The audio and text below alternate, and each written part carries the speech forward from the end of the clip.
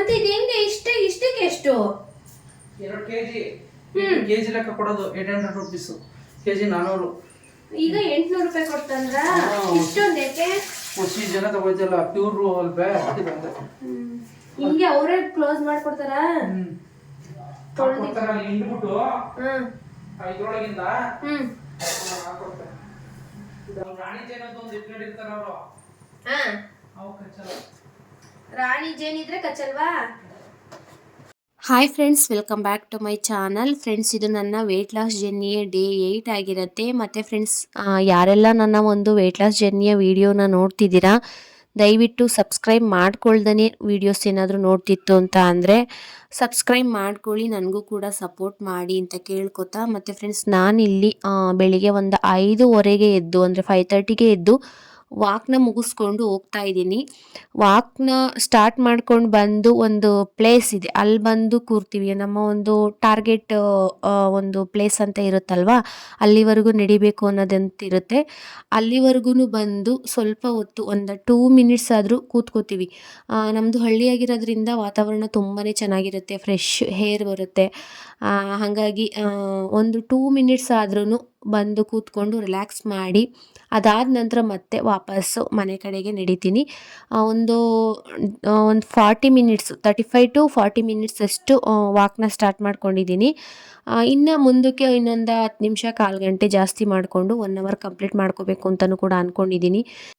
ತುಂಬಾ ನಡೆದ್ರೂ ಕಾಲು ನೋವು ಬರುತ್ತೆ ಅಂತೇಳಿ ಪರವಾಗಿಲ್ಲ, ಒಂದು 3/4 ಗಂಟೆಗಿಂತ ಸ್ವಲ್ಪ ಕಡಿಮೆ ಅಷ್ಟು ವಾಕ್ನ ಮಾಡ್ಕೋತಾ ಇದ್ದೀನಿ. ಫಾಸ್ಟ್ ವಾಕ್ ಆಗಿರೋದ್ರಿಂದ ಒಂದು 3/4 ಗಂಟೆ ಮಾಡ್ಕೊಳ್ತು ಅಂತ ಅಂದರೆ ಸಾಕು. ಇಲ್ಲ ಸಿಂಪಲ್ಲಾಗಿ ಅತಿ ಸ್ಪೀಡು ಇಲ್ಲ ಅತಿ ಸ್ಲೋನು ಇಲ್ಲ ಆ ರೀತಿ ಮಾಡ್ಕೋತೀವಿ ಅಂದರೆ 1 ಅವರ್ ಕಂಪಲ್ಸರಿ ವಾಕ್ ಮಾಡಬೇಕಾಗತ್ತೆ. ಬಿಗಿನರ್ಸ್ ಆಗಿತ್ತು ಅಂತ ಅಂದರೆ ಸ್ವಲ್ಪ ನಿಧಾನವಾಗಿ ಅಭ್ಯಾಸ ಮಾಡ್ಕೊಳ್ಳಿ. ವೆಯ್ಟ್ ಲಾಸ್ ಮಾಡ್ಕೊಳ್ಳೋರು ಮಾತ್ರ ವಾಕ್ನ ಮಾಡಬೇಕು, ಇನ್ನು ಮಿಕ್ತವರೆಲ್ಲ ವಾಕ್ ಮಾಡಬಾರ್ದು ಅಂತ ಏನಿಲ್ಲ. ಪ್ರತಿಯೊಬ್ಬರೂ ಕೂಡ ದಿನದಲ್ಲಿ ಒಂದು ಅರ್ಧ ಗಂಟೆ ವಾಕ್ನ ಮಾಡ್ಕೊಳ್ತು ಅಂತ ಅಂದರೆ ಬೆಳಗಿನ ಜಾವ ಫ್ರೆಶ್ ಗಾಳಿಯಲ್ಲಿ ಆ ಗಾಳಿನ ಬ್ರೀತ್ ಇನ್ ಮಾಡಿ ಬ್ರೀತ್ ಔಟ್ ಮಾಡಿ ವಾಕ್ನ ಮಾಡ್ತು ಅಂತ ಅಂದರೆ ಬೆಳಗ್ಗೆಯಿಂದ ಸಂಜೆವರೆಗೂ ನಮ್ಮ ದಿನ ತುಂಬಾ ಚೆನ್ನಾಗಿರುತ್ತೆ. ಹಾಗೆಯೇ ಅಷ್ಟೇ ಬೇಗನೆ ನಮ್ಮ ಕೆಲಸಗಳೆಲ್ಲನೂ ನಾವು ಆರಾಮಾಗಿ ಮುಗಿಸ್ಕೋಬೋದು. ನನಗೆ ಕೆಲವೊಂದು ಸಲ ಅನಿಸುತ್ತೆ, ಯಾವಾಗಲಾದರೂ ಒಂದಿನ ವಾಕ್ನ ಸ್ಕಿಪ್ ಮಾಡಿದಾಗ ಬೆಳಗಿನ ಕೆಲಸಗಳು ಅಷ್ಟು ಆಗೋದೇ ಇಲ್ಲ. ಸ್ವಲ್ಪ ಏನಾದರೂ ಲೇಟಾಗಿದ್ದು ವಾಕಿಗೆ ಹೋಗೋಕ್ಕಾಗಲಿಲ್ಲ ಅಂತ ಅಂದಾಗ ನನ್ನ ದಿನಚರಿ ಅಷ್ಟು ಕಂಫರ್ಟಬಲ್ ಆಗಿ ಫಿನಿಷ್ ಮಾಡ್ಕೊಳ್ಳೋದಕ್ಕೆ ಆಗಲ್ಲ, ಏನೋ ಒಂಥರ ಕಿರಿಕಿರಿ ಅಂತ ಅನಿಸ್ತಾ ಇರುತ್ತೆ. ಬೆಳಗಿನ ವಾತಾವರಣದಲ್ಲಿ ವಾಕ್ ಹೋಗಿದ್ದು ಬಂದರೆ ಅದೇ ಒಂಥರ ಫೀಲ್ ಗುಡ್ ಅಂತ ಅನಿಸುತ್ತೆ. ಒಂದು 10 ಮಿನಿಟ್ಸ್ ವಾಕ್ ಮಾಡ್ತು ಅಂತ ಅಂದರೆ ನಮ್ಮ ಮೈಂಡಿಗೆ ಸ್ವಲ್ಪ ರಿಲ್ಯಾಕ್ಸ್ ಅಂತ ಅನಿಸುತ್ತೆ. ಅದೇ ಒಂದು 20 ಮಿನಿಟ್ಸ್ ಮಾಡ್ತು ಅಂತ ಅಂದರೆ ನಮ್ಮ ರಕ್ತದಲ್ಲಿರ್ತಕ್ಕಂಥ ಏನೇ ಒಂದು BP ಆಗಿರ್ಬೋದು, ಶುಗರ್ ಆಗಿರ್ಬೋದು, ಆ ಒಂದು ಪ್ರಾಬ್ಲಮ್ನ ನಿಯಂತ್ರಣದಲ್ಲಿ ಇಡೋದಕ್ಕೆ ಸ್ಟಾರ್ಟ್ ಮಾಡುತ್ತೆ. ಅದೇ ಒಂದು 30 ಮಿನಿಟ್ಗಿಂತ ಜಾಸ್ತಿ ವಾಕ್ ಮಾಡ್ತು ಅಂತ ಅಂದರೆ ನಮ್ಮ ದೇಹದಲ್ಲಿರ್ತಕ್ಕಂಥ ಫ್ಯಾಟ್ನ ಬರ್ನ್ ಮಾಡೋದಕ್ಕೆ ಸ್ಟಾರ್ಟ್ ಮಾಡುತ್ತೆ. ಹಾಗಾಗಿ ಪ್ರತಿಯೊಬ್ಬರೂ ವಾಕ್ ಮಾಡ್ತು ಅಂತ ಅಂದರೆ ಇರ್ತಕ್ಕಂಥ ಪ್ರಾಬ್ಲಮ್ನ ಸಾಲ್ವ್ ಮಾಡ್ಕೋಬೋದು. ಪ್ರಾಬ್ಲಮ್ ಏನಿಲ್ಲ ಅಂತ ಅಂದ್ರೂ ಮುಂದೆ ಬರ್ತಕ್ಕಂಥ ಪ್ರಾಬ್ಲಮ್ನ ನಾವು ಫೇಸ್ ಮಾಡೋದಕ್ಕೆ ಇವಾಗಿಂದನೇ ನಾವು ರೆಡಿಯಾಗಿತ್ತು ಅಂತ ಅಂದರೆ ಯಾವುದೇ ರೀತಿಯ ಪ್ರಾಬ್ಲಮ್ಮು ನಮಗೆ ಬರೋದಿಲ್ಲ ಅಂತ ಹೇಳ್ತೀನಿ. ಹಾಗಾಗಿ ವಾಕ್ನ ಅಭ್ಯಾಸ ಮಾಡ್ಕೊಳ್ಳಿ. ಪ್ರತಿದಿನ 1/2 ಅವರ್, ಬೆಳಗ್ಗೆ ಆಗಿಲ್ಲ ಅಂತ ಅಂದ್ರೂ ಅರ್ಲಿ ಮಾರ್ನಿಂಗ್ ಎದ್ದು ವಾಕ್ ಮಾಡೋಕ್ಕಾಗಲಿಲ್ಲ ಅಂದ್ರೂ ಅಟ್ಲೀಸ್ಟು ಸಂಜಿನ ಟೈಮು ಒಂದು 5:30, 5 o'clock ಸ್ವಲ್ಪ ವಾಕ್ ಮಾಡ್ತು ಅಂದರೆ ಆರಾಮಾಗಿ ನಿಮ್ಮ ಹೆಲ್ತು ಸುಧಾರಣೆ ಆಗುತ್ತೆ. ಇನ್ನು ನಾನು ವಾಕ್ ಮುಗಿಸ್ಕೊಂಡು ಬಂದು ಡಿಟಾಕ್ಸ್ ಡ್ರಿಂಕ್ನ ತೊಗೊಂಡು ಅದಾದ ನಂತರ ಎಕ್ಸಸೈಸ್ನ ಸ್ಟಾರ್ಟ್ ಮಾಡ್ಕೊಂಡಿದ್ದೀನಿ. ನಾನು ವೆಯ್ಟ್ ಲಾಸ್ ಮಾಡ್ಕೊಳ್ಳೋದಕ್ಕೆ, ನಮ್ಮ ಫ್ಯಾಟ್ನ ಬರ್ನ್ ಮಾಡೋದಕ್ಕೆ ಈ ಒಂದು ಡಿಟಾಕ್ಸ್ ಡ್ರಿಂಕ್ನ ತೊಗೊಳ್ಳಿ ಅಂತ ಹೇಳಿದ್ದೆ. ಅದನ್ನು ಪೌಡರ್ ಮಾಡಿ ಇಟ್ಕೊಂಡಿದ್ದೀನಿ. ಅದ್ರ ಬಗ್ಗೆನೂ ಕೂಡ ನನ್ನ ಲಾಸ್ಟ್ ವಿಡಿಯೋದಲ್ಲಿ ತಿಳಿಸಿದ್ದೀನಿ, ಯಾವ ರೀತಿ ಆ ಪೌಡರ್ನ ಏನೇನು ಸೇರಿಸಿ ಮಾಡ್ಕೊಂಡಿದ್ದೀನಿ ಅಂತ. ಈ ಒಂದು ಪೌಡರ್ನ ತಗೊಳ್ಳೋದ್ರಿಂದ ಫ್ಯಾಟ್ ಬರ್ನ್ ಆಗೋದ್ರ ಜೊತೆಗೆ ಹೆಣ್ಮಕ್ಳಿಗೆ ತುಂಬಾ ಬೆನಿಫಿಟ್ ಇದೆ. ಯಾರೆಲ್ಲ ಇರ್ರೆಗ್ಯುಲರ್ ಪೀರಿಯಡ್ ಆಗ್ತೀರಾ ಅಂದರೆ ಮಂತ್ಲಿ ಸೈಕ್ಲಿಂಗ್ ಏನಿದೆ ಅದು ಕರೆಕ್ಟಾಗಿ ಆಗಿಲ್ಲ, ಪೀರಿಯಡ್ ಟೈಮ್ ಕರೆಕ್ಟಾಗಿ ಮುಗಿಸಿಲ್ಲ ನಾವು ಅಂತ ಅಂದಾಗ ನಮಗೆ 1.5 ಮಂತ್ಗೆ 2 ಮಂತ್ಗೆ 2.5 3 ಮಂತ್ವರೆಗೂ ಹೊರ್ಟೋಗುತ್ತೆ ನಮ್ಮ ಪೀರಿಯಡ್ ಸೈಕ್ಲಿಂಗ್ ಟೈಮು. ಆ ಟೈಮಲ್ಲಿ ನಮಗೆ ರೆಗ್ಯುಲರ್ ಆಗಿ ಪೀರಿಯಡ್ ಆಗಬೇಕು ಅಂತ ಅಂದಾಗ ಈ ಒಂದು ಡಿಟಾಕ್ಸ್ ಡ್ರಿಂಕ್ನ ಪ್ರತಿನಿತ್ಯ ನಾನು ಯಾವ ರೀತಿ ತಗೋತೀನಿ, ಬಿಸಿ ನೀರಿಗೆ ಒಂದು ಅರ್ಧ ಟೀ ಸ್ಪೂನಷ್ಟು ಆ ಪೌಡರ್ನ ಹಾಕ್ಕೊಂಡು ಕುಡಿತೀನಲ್ಲ, ಆ ರೀತಿ ಕುಡಿತಾ ಬಂತು ಅಂತ ಅಂದರೆ ಯಾರಿಗಾದರೂ ಇರ್ರೆಗ್ಯುಲರ್ ಪೀರಿಯಡ್ಸ್ ಇತ್ತು ಅಂತ ಅಂದರೆ, ಆ ಒಂದು ಇರ್ರೆಗ್ಯುಲರ್ ಪೀರಿಯಡ್ಸ್ ಇತ್ತು ಅಂದ್ರೇ PCOD PCOS ಪ್ರಾಬ್ಲಮ್ಮು, ಇಲ್ಲಾಂದರೆ ಹಾರ್ಮೋನಲ್ ಇಂಬ್ಯಾಲೆನ್ಸ್ ಪ್ರಾಬ್ಲಮ್ಮು ಕಾಣಿಸುತ್ತೆ. ಹಾಗಾಗಿ ಅದಕ್ಕೆಲ್ಲ ನೀವು ಮನೆಮದ್ದುಗಳನ್ನ ಮಾಡಿಕೊಂಡು ತಗೊಳ್ತಾ ಬಂತು ಅಂದರೆ ಆರಾಮಾಗಿ ನೀವು ಯಾವುದೇ ರೀತಿಯ ಹಾಸ್ಪಿಟಲ್ಗೆ ತೋರಿಸೋದು ಅವಶ್ಯಕತೆ ಇರಲ್ಲ. ಹಾಗಾಗಿ ಈ ಒಂದು ಡ್ರಿಂಕ್ನ ಪ್ರತಿನಿತ್ಯ ಕುಡೀರಿ. ವೆಯ್ಟ್ ಲಾಸ್ ಮಾಡ್ಕೊಳ್ಳೋದ್ರ ಜೊತೆಗೆ ನಿಮ್ಮ ಒಂದು ಇರ್ರೆಗ್ಯುಲರ್ ಪೀರಿಯಡ್ಗೂ ಕೂಡ ಹೆಲ್ಪ್ ಆಗುತ್ತೆ ಈ ಒಂದು ಡ್ರಿಂಕ್ನ ಮಾಡ್ಕೊಂಡು ಕುಡಿಯೋದ್ರಿಂದ. ಹಾಗಾಗಿ ಪ್ರತಿನಿತ್ಯ ಒಂದು ಲೋಟ ಡಿಟಾಕ್ಸ್ ಡ್ರಿಂಕ್ನ ಈ ಒಂದು ಡ್ರಿಂಕ್ನ ಮಾಡ್ಕೊಂಡು ಕುಡಿತು ಅಂತ ಅಂದರೆ ತುಂಬಾ ಹೆಲ್ತ್ ಬೆನಿಫಿಟ್ ಇದೆ. ಅದಾದ ನಂತರ ನಾನು ಬೆಳಗಿನ ತಿಂಡಿಗೆ ಇಡ್ಲಿ ಮಾಡಿದ್ದೆ, ಅದ್ರ ಜೊತೆಗೆ ಚಟ್ನಿ, ಪರಂಗಿ ಹಣ್ಣಿತ್ತು. ಹಾಗಾಗಿ ಆ ಒಂದು ಪರಂಗಿ ಹಣ್ಣನ್ನು ಕೂಡ ಕಟ್ ಮಾಡಿ ನಾನು ಕೂಡ ಒಂದೆರಡು ಪೀಸಷ್ಟು ತಿಂದಿದ್ದೀನಿ. ವೆಯ್ಟ್ ಲಾಸ್ ಮಾಡ್ತಾಯಿದ್ದೀವಿ ಅಂತ ಅಂದಾಗ ತುಂಬಾ ಸ್ವೀಟ್ ಕ್ರೇವಿಂಗ್ಸ್ ಆಗೋದುಂಟು. ಆ ಟೈಮಲ್ಲಿ ಇನ್ನು ಒಂದು ನ್ಯಾಚುರಲ್ ಫ್ರೂಟ್ಸ್ಗಳಿಂದ ನಮಗೆ ನ್ಯಾಚುರಲ್ ಶುಗರ್ ಸಿಗುತ್ತೆ. ಹಾಗಾಗಿ ಫ್ರೂಟ್ಸ್ಗಳನ್ನ ತಿಂತು ಅಂದರೆ ಸ್ವೀಟ್ ಕ್ರೇವಿಂಗು ಕೂಡ ಸ್ವಲ್ಪ ಕಡಿಮೆ ಆಗುತ್ತೆ. ಇನ್ನು ನಾನು ಪಪಾಯ ತಿಂದಿದ್ದೆ 2 ಪೀಸಸ್ ಅಷ್ಟು. ಅದಾದ ನಂತರ ಮೆಂತ್ಯ ನೀರನ್ನು ಕುಡಿದು ನಾನೇನು ಒಂದು ಗ್ರೀನ್ ಪೌಡರ್ನ ಮಾಡ್ಕೊಂಡಿದ್ನಲ್ಲ ಅದನ್ನು ಸ್ವಲ್ಪ ಅದಕ್ಕೆ 1 ಟೇಬಲ್ ಸ್ಪೂನಷ್ಟು ಆ ಪೌಡರ್ಗೆ ಸ್ವಲ್ಪ ಹುಚ್ಚೆಳ್ಳೆಣ್ಣೆನ ಬೆರೆಸ್ಕೊಂಡು 1-2 ಟೇಬಲ್ ಸ್ಪೂನಷ್ಟು ಚಟ್ನಿನೂ ಕೂಡ ತೊಗೊಂಡು 2 ಇಡ್ಲಿನ ಬೆಳಗಿನ ತಿಂಡಿಗೆ ತೊಗೋತಾ ಇದ್ದೀನಿ. ಬೆಳಗಿನ ತಿಂಡಿಗೆ ನಾನು 2 ಇಡ್ಲಿನ ತೊಗೊಂಡು ಕಂಪ್ಲೀಟ್ ಮಾಡಿಕೊಂಡೆ. 9:30 ಅಷ್ಟರಲ್ಲಿ ತಿಂಡಿ ಮುಗ್ದೋಗಿರಬೇಕು. ಹೌಸ್ ವೈಫ್ ಅಂದರೆ ಸ್ವಲ್ಪ ಲೇಟ್ ಆಗುತ್ತೆ, ಪರವಾಗಿಲ್ಲ. 10 ಗಂಟೆ ಅಷ್ಟರಲ್ಲಿ ತಿಂಡಿ ಮುಗಿಸ್ಕೊಬಿಡ್ತು ಅಂತ ಅಂದರೆ ಪರವಾಗಿಲ್ಲ. ಅಂದರೆ ಮೆಂತ್ಯ ನೀರನ್ನು 1 ಅವರ್ ಬಿಫೋರೇ ತೊಗೋಬೇಕು. ತಿಂಡಿ ಮಾಡೋದಕ್ಕಿಂತ 1 ಅವರ್ ಬಿಫೋರ್ ತೊಗೊಂಡು ಅದಾದಮೇಲೆ ತಿಂಡಿನ ಮುಗಿಸ್ಕೋಬೋದು. ಇನ್ನು ಟೈಮು ಕೂಡ 11:15 ಆಗಿತ್ತು. ಬೆಳಗ್ಗೆ ಮಿಡ್ ಮಾರ್ನಿಂಗ್ ಸ್ನ್ಯಾಕ್ಸ್ ಅವರ್ ಆಗಿತ್ತು. ಏನೇ ಟ್ರೈ ಮಾಡ್ತಾಯಿದ್ರು ಕೂಡ ಕಾಫಿ ಹ್ಯಾಬಿಟ್ನ ಬಿಡೋದಕ್ಕೆ ಆಗ್ತಾನೇ ಇಲ್ಲ.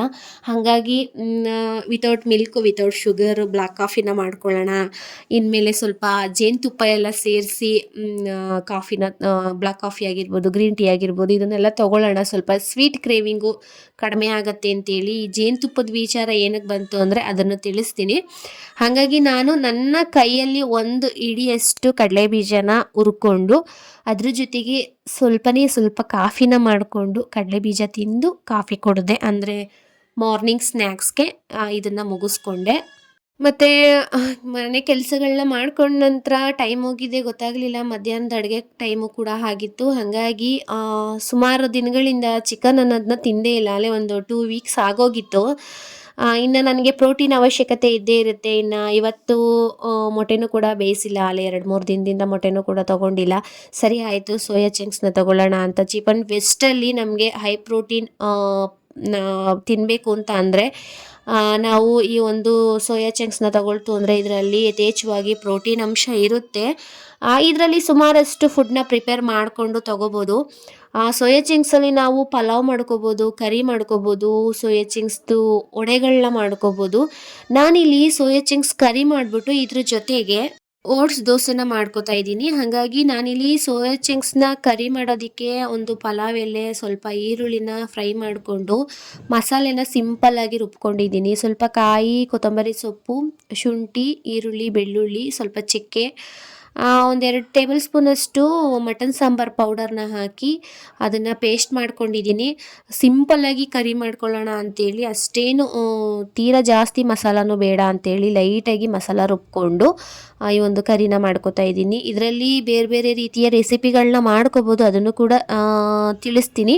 ಹಾಗಾಗಿ ಇಷ್ಟೇ ಸಾಕು. ಜಸ್ಟ್ 1 ಟೈಮ್ಗಾದರೆ ಮನೆಯವರೆಲ್ಲರೂ ಊಟ ಮಾಡ್ಬೋದು. ಇಷ್ಟು ಮಸಾಲ ರುಬ್ಕೊಂಡು 1 ಪ್ಯಾಕ್ ಸೋಯಾ ಚಂಕ್ಸ್ನ ಯೂಸ್ ಮಾಡ್ಕೊಂಡು ಮಾಡ್ತು ಅಂದರೆ ಆರಾಮಾಗಿ 1 ಟೈಮ್ಗೆ ಒಂದು 3-4 ಜನಕ್ಕೆ ಈ ಒಂದು ಕರಿನ ರೆಡಿ ಮಾಡ್ಕೋಬೋದು. 1 ಪ್ಯಾಕಲ್ಲಿ 40 ಗ್ರಾಮ್ ಅಷ್ಟು ಸೋಯಾ ಚಂಕ್ಸ್ ಇರುತ್ತೆ. ಈ ಒಂದು ಚಂಕ್ಸ್ನ ಬಿಸಿ ನೀರಲ್ಲಿ ಒಂದು 2 ಮಿನಿಟ್ಸ್ ಬಾಯ್ಲ್ ಮಾಡಿ ಅದಾದ ನಂತರ ತಣ್ಣೀರಲ್ಲಿ ಸ್ವಲ್ಪ ತೊಳೆದು ಅದರಲ್ಲಿ ಏನು ಒಂದು ನೀರಿನ ಅಂಶ ಇರುತ್ತಲ್ಲ ಅದನ್ನೆಲ್ಲ ಹಿಂಡಿ ಅದಾದ ನಂತರ ನಾವು ಅದನ್ನು ಮಸಾಲೆಗೆ ಹಾಕೋಬೇಕಾಗತ್ತೆ. ನಾನಿಲ್ಲಿ ಮಸಾಲೆಗೆ ಸ್ವಲ್ಪ ಉಪ್ಪನ್ನ ಸೇರಿಸಿ ಚೆನ್ನಾಗಿ ಕುದಿಯೋದಕ್ಕೆ ಹಸಿ ವಾಸನೆ ಎಲ್ಲ ಹೋಗೋವರೆಗೂ ಕುದಿಸ್ಕೊಂಡು ಅದಾದ ನಂತರ ಏನು ಒಂದು ಸೋಯಾ ಚಂಕ್ಸ್ ಇದೆಯಲ್ಲ ಅದನ್ನು ತಣ್ಣೀರಲ್ಲಿ ವಾಶ್ ಮಾಡಿ ಇಟ್ಕೊಂಡಿದ್ದೀನಿ. ಚೆನ್ನಾಗಿ ಅದರಲ್ಲಿರ್ತಕ್ಕಂಥ ನೀರನ್ನು ಹಿಂಡಿ ಇದನ್ನು ಕೂಡ ಒಂದು 5 to 10 ಮಿನಿಟ್ಸ್ ಚೆನ್ನಾಗಿ ಬಾಯ್ಲ್ ಮಾಡ್ಕೋತೀನಿ. ಚೆನ್ನಾಗಿರುತ್ತೆ ಒಂಥರ ವೆಜಿಟೇರಿಯನ್ ಅವ್ರಿಗೆ ತುಂಬಾ ಒಂಥರ ನಾನ್ ವೆಜ್ ತಿನ್ನೋ ರೀತಿ ಫೀಲ್ ಆಗುತ್ತೆ. ಹಾಗಾಗಿ ಎಲ್ಲರೂ ಏನು ಒಂಥರ ತಿನ್ನಬಾರ್ದು ಚೆನ್ನಾಗಿಲ್ಲ ಟೇಸ್ಟ್ ಒಂಥರ ಇದೆ ಅಂತ ಏನು ಅನಿಸಲ್ಲ, ಚೆನ್ನಾಗಿರುತ್ತೆ, ಆರಾಮಾಗಿ ತಿನ್ಬೋದು. ಇನ್ನು ನಾನಿಲ್ಲಿ ಓಟ್ಸ್ ದೋಸೆನೂ ಕೂಡ ಕಲಿಸ್ಕೊತಾ ಇದ್ದೀನಿ. ಇವತ್ತು ಅತ್ತೆ ಇರಲಿಲ್ಲ, ಟೆಂಪಲ್ಗೆ ಹೋಗಿದ್ರು. ಹಾಗಾಗಿ ನಾನು ನನ್ನ ಹಸ್ಬೆಂಡ್ ಇಬ್ಬರೇ ಊಟಕ್ಕೆ ಮಧ್ಯಾಹ್ನದ ಊಟಕ್ಕೆ ಓಟ್ಸ್ ದೋಸೆಗೆ ಕಲಿಸ್ಕೊತಾ ಇದ್ದೀನಿ. ಇನ್ನು ನೋಡ್ತಾ ಇರ್ಬೋದು ಯಾವ ರೀತಿ ಒಂದು ಕರಿ ರೆಡಿ ಮಾಡ್ಕೊಂಡಿದ್ದೀನಿ ಅಂತ. ನೋಡಿದಾಗ ಸಣ್ಣ ಸಣ್ಣದಾಗಿರುತ್ತೆ. ಸ್ವಲ್ಪ ನೀರಿಗೆ ಬಿಸಿ ನೀರಿಗೆ ಹಾಕಿ ಬಾಯ್ಲ್ ಮಾಡಿದ ನಂತರ ಸ್ವಲ್ಪ ಹರಳುತ್ತೆ, ಚೆನ್ನಾಗಿರುತ್ತೆ. ಇನ್ನು ಅಲ್ಲಿ ನೋಡ್ತಾ ಇರ್ಬೋದು ನೀವು ನಮ್ಮನೆಯವರು ಕೆಲಸ ಮಾಡ್ತಾ ಹತ್ರ ಜೇನುತುಪ್ಪ ಇಳಿಸ್ತಿದ್ರಂತೆ. ಜೇನು ಗೂಡು ಕಟ್ಟಿತ್ತು ಅಂತೇಳಿ. ನ್ಯಾಚುರಲ್ ಶುಗರ್ ಅಲ್ವಾ ಇದು, ತುಂಬಾ ಒಳ್ಳೆಯದು ಮತ್ತು ನನಗೆ ಡಯಟಿಗೆ ತುಂಬಾ ಹೆಲ್ಪ್ ಆಗುತ್ತೆ ಅಂತೇಳಿ ನಾನು ಅಂಗಡಿಗಳಲ್ಲಿ ಜೇನುತುಪ್ಪನ ತೊಗೊಳ್ಬೇಕು ಅಂತ ಅಂದ್ಕೊಂಡಿದ್ದೆ. ಬಟ್ ಶುಗರೆಲ್ಲ ಮಿಕ್ಸ್ ಮಾಡ್ತಾರೆ, ಬೇಡ ಅದನ್ನು ತೊಗೊಳ್ಳೋದು ಬೇಡ ಅಂತ ಹೇಳ್ಬಿಟ್ಟು ಸುಮ್ಮನೆ ಆಗಿಬಿಟ್ಟಿದ್ದೆ. ಬಟ್ ಈ ಸಲ ಹೆಂಗೋ ನನ್ನ ಅದೃಷ್ಟನೇನೋ ಗೊತ್ತಿಲ್ಲ, ಜೇನು ಇಳಿಸ್ತಿದ್ದಾರೆ, ಅದನ್ನು ತೆಗಿತಿದ್ದಾರೆ ಜೇನುತುಪ್ಪನ ಅಂತ ಹೇಳಿದ್ರು. ನೆನ್ನೆಯಿಂದನೇ ತೆಗಿತಿದ್ರು ಅಂತ ಹೇಳಿದ್ರು. ನಾನು ತೊಗೊಂಡು ಬನ್ನಿ ಸ್ವಲ್ಪನ ಅಂತ ಹೇಳಿದೆ. ಅವರು ಸ್ವಲ್ಪ ಜಾಸ್ತಿ ಕ್ವಾಂಟಿಟಿನೇ ತೊಗೊಂಡು ಬಂದಿದ್ದಾರೆ, ಒಂದು 2 kg ಅಷ್ಟೇ ತಂದಿದ್ರು. ಸರಿ ಅಂತೇಳಿ ಅದನ್ನು ಬೇರೆ ಬಾಕ್ಸಿಗೆ ಚೇಂಜ್ ಮಾಡಿ ಎತ್ತಿಟ್ಕೊಳ್ಳೋಣ ಅಂಥೇಳಿ ನಾನಿಲ್ಲಿ ನಮ್ಮ ಮನೆಯವ್ರಿಗೂ ಊಟ ಬಡಿಸಿ ಅದಾದ ನಂತರ ನಾನು ಕೂಡ ಸೋಯಾ ಚಂಕ್ಸ್ ಅದ್ರ ಜೊತೆಗೆ ಸಲಾಡು, ಒಂದು ಓಟ್ಸ್ ದೋಸೆ ಇಷ್ಟನ್ನು ತೊಗೊಂಡು ನಾನಿಲ್ಲಿ ಮಧ್ಯಾಹ್ನದ ಊಟನ ಮುಗಿಸ್ಕೊಂಡೆ. ಅದಾದ ನಂತರ ಸ್ವಲ್ಪ ಪಾತ್ರೆ ಎಲ್ಲ ತೊಳೆಯೋದಿತ್ತು. ಇನ್ನು ಸಪ್ರೇಟ್ ಚಿಕ್ಕ ಚಿಕ್ಕದು ಬಾಕ್ಸ್ಗಳಿಗೆ ಹಾಕಿ ಫ್ರಿಜ್ಜಿಗೆ ಎತ್ತಿಟ್ಬಿಡೋಣ. ತುಂಬ ದಿನಗಳ ಕಾಲ ಇರುತ್ತೆ ಈ ಒಂದು ಜೇನುತುಪ್ಪ, ಏನು ಹಾಳಾಗಲ್ಲ, ಫ್ರೆಶ್ ಮತ್ತು ನ್ಯಾಚುರಲ್ ಆಗಿರೋದ್ರಿಂದ ತುಂಬ ದಿವಸ ಇಟ್ಕೋಬೋದು ಅಂತೇಳಿ ನಾನು ಫ್ರಿಜ್ಜಿಗೆ ಇಟ್ಬಿಡೋಣ ಅಂತೇಳಿ ಎತ್ತಿಡ್ತಾ ಇದ್ದೀನಿ. ಇನ್ನು ಅದಾದ ನಂತರ ಮಜ್ಜಿಗೆನೂ ಕೂಡ ಮಾಡಿಕೊಂಡು ಕುಡಿದೆ. ನನ್ನ ಡೈಲಿ ರೊಟೀನ್ನ ಕಂಪ್ಲೀಟ್ ಮಾಡ್ಕೋಬೇಕಲ್ವ, ಎಲ್ಲೂ ಕೂಡ ಸ್ಕಿಪ್ ಆಗಬಾರ್ದು ಅಂತೇಳಿ ಮಜ್ಜಿಗೆನೂ ಕೂಡ ಮಧ್ಯಾಹ್ನದ ಊಟ ಆದ ನಂತರ ತೊಗೊಂಡೆ. ಮಧ್ಯಾಹ್ನದ ಊಟ 1:15 ನಾನು ಕಂಪಲ್ಸರಿ 1:15 ನಾನು ತೊಗೊಳ್ಳೋದು. ನಮ್ಮ ಮನೆಯವರು 1 ಗಂಟೆಗೆ ಊಟಕ್ಕೆ ಬರ್ತಾರೆ, ಅವರಿಗೆ ಊಟ ಬಡಿಸಿ ಅವ್ರದ್ದು ಊಟ ಆದ ತಕ್ಷಣ ನಾನು ಕೂಡ 1:15 ಅಷ್ಟರಲ್ಲಿ ಊಟನ ಮುಗಿಸ್ಕೊತೀನಿ. ಇನ್ನು ಅತ್ತೆ ದೇವಸ್ಥಾನದಿಂದ ಬಂದಿದ್ರಲ್ವ, ಚಿಂಟುಗೂ ಸ್ವಲ್ಪ ಪ್ರಸಾದ ಹಾಕ್ಕೊಟ್ಟು, ಅಂದರೆ ಸ್ವಲ್ಪ ಬೆಲ್ಲದನ್ನ ರಸ ಏನೆಲ್ಲ ತಂದಿದ್ರು, ಅವನಿಗೆ ಸ್ವಲ್ಪ ಹಾಕ್ಕೊಟ್ಟು ನಾನು ಕೂಡ ಸ್ವಲ್ಪ ಹಾಕ್ಕೊಂಡು ತಿಂದೆ. ಇನ್ನು ನೈಟ್ ಊಟಕ್ಕೆ ಏನು ಬೇಡ, ಸ್ನ್ಯಾಕ್ಸ್ ಒಂದು ತೊಗೊಂಡು ಏನಾದರೂ ಹಣ್ಣೇನಾದ್ರು ಬಾಳೆಹಣ್ಣೆಲ್ಲ ಪೂಜೆಗೆ ತೊಗೊಂಡೋಗಿದ್ರಲ್ಲ ತಂದಿದ್ರು, ತಿನ್ಕೊಂಡು ಸುಮ್ಮನೆ ಆಗೋಣ ಅಂತ ಅಂದ್ಕೊಂಡೆ. ಬಟ್ ಅದು ಆ ರೀತಿ ಆಗಲಿಲ್ಲ. ಈವ್ನಿಂಗ್ ಸ್ನ್ಯಾಕ್ಸ್ಗಾಗಿ ನಾನಿಲ್ಲಿ 1-2 ಪೀಸಷ್ಟು ಮಾವಿನ ಹಣ್ಣು, ಅದ್ರ ಜೊತೆಗೆ ಗ್ರೀನ್ ಟೀನ ತೊಗೊಂಡು ಕುಡಿದೆ. ಇನ್ನು ಚಿಂಟು ಬಿರಿಯಾನಿ ತಿನ್ನಬೇಕು ಅಂತ ಹೇಳ್ತಿದ್ದ ಅಂತೇಳಿ ನಮ್ಮ ಮನೆಯವರು ಚಿಕನ್ ತೊಗೊಂಡು ಬಂದಿದ್ದರು. ಸರಿ ಅಂತೇಳಿ ಸ್ವಲ್ಪ ಬಿರಿಯಾನಿ ಸ್ವಲ್ಪ ಗ್ರೇವಿನ ಮಾಡಿಕೊಟ್ಟೆ. ನಾನು ಕೂಡ ಲೈಟಾಗಿ ಸ್ವಲ್ಪ ಬಿರಿಯಾನಿ, ಅದ್ರ ಜೊತೆಗೆ ಒಂದು 2-3 ಪೀಸಷ್ಟು ಗ್ರೇವಿನ ತೊಗೊಂಡು ನನ್ನ ಒಂದು ಏನಿದೆ ನೈಟ್ ಊಟನೂ ಕೂಡ ಮುಗಿಸ್ದೆ. ಇವತ್ತು ಫುಲ್ಲು ಹೆವಿ ಊಟ, ಗೊತ್ತಿಲ್ಲ ವೆಯ್ಟ್ ಏನಾಗುತ್ತೆ ಅನ್ನೋದು ಗೊತ್ತಿಲ್ಲ. ಕೆಲವೊಂದು ಸಲ ಹಿಂಗಾಗತ್ತೆ, ಮನೇಲಿ ವೆರೈಟಿ ಫುಡ್ ಮಾಡಿದಾಗ ಲೈಟಾಗಿ ಸ್ವಲ್ಪ ತೊಗೊಳ್ಳೇಬೇಕು ಅಂತ ಅನಿಸುತ್ತೆ. ಹಾಗಾಗಿ ನಾನು ಇಷ್ಟೇ ತೊಗೊಂಡಿದ್ದು, ಒಂದು ಸಣ್ಣ ಬೌಲಲ್ಲಿ ಸ್ವಲ್ಪ ರೈಸು, ಒಂದು 4 ಪೀಸಷ್ಟು ಚಿಕನ್ನ ತೊಗೊಂಡು ನನ್ನ ನೈಟ್ ಊಟನ ಮುಗಿಸ್ದೆ. ನೈಟ್ ಊಟನ ನಾನು ಒಂದು 8:30 ಅಷ್ಟರಲ್ಲೆಲ್ಲ ಮುಗಿಸ್ಬಿಡ್ತೀನಿ. ಇವತ್ತು ಸ್ವಲ್ಪ ಲೇಟಾಗೆ ಆಯಿತು, ಇನ್ನೂ ಬೇಗನೆ ತೊಗೋಬೇಕಿತ್ತು. ಅಡುಗೆ ಮಾಡೋದ್ರಿಂದ ಸ್ವಲ್ಪ ಲೇಟ್ ಆಯಿತು. ಬೆಳಿಗ್ಗೆ ಮಧ್ಯಾಹ್ನ ಸಂಜೆ ಅಡುಗೆ ಮಾಡಿ ಅದ್ರ ಜೊತೆಗೆ ಮನೆ ಕೆಲಸ ಮಾಡಿಕೊಂಡು ಇನ್ನು ಅದ್ರ ಜೊತೆಗೆ ಎಕ್ಸಸೈಜು ವಾಕ್ ಎಲ್ಲ ಮಾಡ್ಕೊಂಡು ಡಯಟ್ ಮಾಡ್ತು ಅಂತ ಅಂದರೆ ಹೌಸ್ ವೈಫ್ ಅನ್ನೋರು ತುಂಬಾ ಆರಾಮಾಗಿ ವೆಯ್ಟ್ ರೆಡ್ಯೂಸ್ನ ಮಾಡ್ಕೋಬೋದು. ಕಮೆಂಟಲ್ಲಿ ಒಬ್ಬರು ಕೇಳಿದ್ದೀರಾ ವೆಯ್ಟ್ ಲಾಸ್ ಮಾಡ್ಕೊಂಡಿದ್ದೀನಿ ಬಟ್ ಬೆಳ್ಳಿ ಫ್ಯಾಟ್ ಅನ್ನೋದು ಕಡಿಮೆ ಆಗಿಲ್ಲ ಅಂತ. ಹೌದು, ನನಗೂ ಕೂಡ ಸೇಮ್ ಪ್ರಾಬ್ಲಮ್. ವೆಯ್ಟ್ ಲಾಸ್ ಮಾಡ್ಕೊಬಿಡ್ತೀನಿ ಆರಾಮಾಗಿ, ಬಟ್ ಬೆಳ್ಳಿ ಫ್ಯಾಟ್ ಅನ್ನೋದು ಕಡಿಮೆ ಆಗೋದೇ ಇಲ್ಲ. ಆ ಬೆಳ್ಳಿ ಫ್ಯಾಟ್ ಅನ್ನೋದು ಕಡಿಮೆ ಆಗೋದು ಯಾವಾಗ ಅಂತ ಅಂದರೆ ನಮ್ಮ ಹೈಟಿಗೆ ತಕ್ಕಂತೆ ನಾವು ವೆಯ್ಟ್ನ ರೆಡ್ಯೂಸ್ ಮಾಡ್ಕೋಬೇಕು. ಅದ್ರ ಬಗ್ಗೆ ನಾನು ತಿಳಿಸ್ತೀನಿ.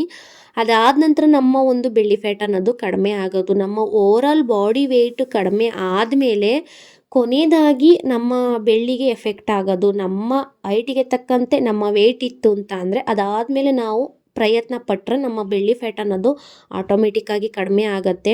ಸಿ ಸೆಕ್ಷನಿಂದ ಆಗಿರ್ಬೋದು, ಇಲ್ಲ ಅಂತ ಅಂದರೆ ಹೆವಿ ವೇಟ್ ಆಗಿ ಹೊಟ್ಟೆ ದಪ್ಪ ಆಗಿ ಹೊಟ್ಟೆ ಸ್ವಲ್ಪ ಕುಸ್ತಿದ್ದಂಗಿರುತ್ತೆ. ಆ ಥರ ಇದ್ದಾಗ ನಾವು ನಿಧಾನವಾಗಿ ನಮ್ಮ ಬೆಳ್ಳಿ ಫ್ಯಾಟ್ನ ರೆಡ್ಯೂಸ್ ಮಾಡ್ಕೊಳ್ಳೋದು ಇಂಪಾರ್ಟೆಂಟ್ ಆಗುತ್ತೆ. ಹಾಗಾಗಿ ಅದ್ರ ಬಗ್ಗೆನೂ ಸಪ್ರೇಟಾಗಿ ತಿಳಿಸ್ತೀನಿ ನಾನು. ಇನ್ನು ನಾನಿಲ್ಲಿ ನನ್ನ ಚಿಯಾ ಸೀಡ್ಸ್ ನೀರನ್ನ ಕುಡಿದು ನನ್ನ ಡೇನ ಕಂಪ್ಲೀಟ್ ಮಾಡ್ಕೊಂಡಿದ್ದೀನಿ ಫ್ರೆಂಡ್ಸ್. ಯಾರೆಲ್ಲ ಕೊನೆವರೆಗೂ ವೀಡಿಯೋಸ್ನ ನೋಡಿದ್ರು ಎಲ್ರಿಗೂ ಕೂಡ ಥ್ಯಾಂಕ್ಸ್ನ ತಿಳಿಸ್ತಾ ಇನ್ನು ನಾಳಿನ ವೀಡಿಯೋದಲ್ಲಿ ಸಿಗೋಣ ಫ್ರೆಂಡ್ಸ್. ಬಾಯ್.